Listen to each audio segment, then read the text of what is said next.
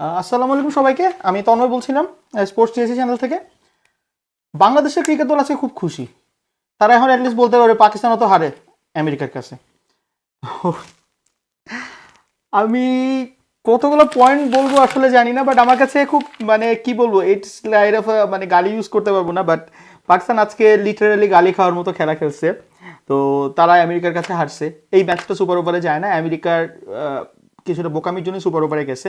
Super ওভারে যাওয়ার পরও দূর আমেরিকা আমার কাছে অবাক লাগে যে তারা এত প্রফেশনালিজম দেখায় কোথায়, দেখায় কিভাবে। আপনি যদি খেলা দেখেন, খেলার মাঝখানে দেখবেন যে প্রেশার নেয় না তারা।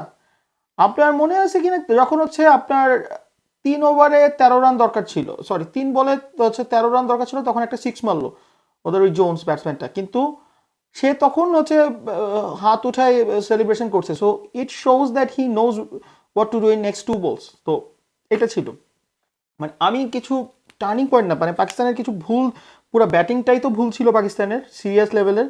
আমেরিকা ব্যাটিং করছে, বাট একটু যেটা হচ্ছে যে এক্সপিরিয়েন্সের জায়গায় দেখা গেছে শেষের দিকে, নাহলে এটা এমনি তারা জিতে যেত। আমি পাকিস্তানের সুপার ওভারে আমি দুটা জিনিসের ব্যাপারে একটু ইয়া করছি, একটা অবজেকশন আছে আমার। সেটা হচ্ছে যেটা আমি দেখেছিলাম, আমিরের ওভারটা বড় সারপ্রাইজিং ছিল। আমিরের ওভারটা সারপ্রাইজিং ছিল এই সেন্সে যে আমি যে ওভারটা করছে, সে ওভারে সে 3টা ওয়াইড দিছে, 9টা বল পাইছে আমেরিকা। এবং তার থেকে আরো অবাক ব্যাপার, 3টা বলে এক্সট্রা রান হয়েছে 2, প্লাস আবার হচ্ছে 2 4, আর হচ্ছে ওয়াইড হয়েছে 3টা, মানে মোট 8টা রান হয়েছিল। 3 4 7 8 রান হয়েছিল। আর 3 বলে যত আর এক্সট্রা 3টা বল হয়েছে, সেটাতেও তারা রান নিছে।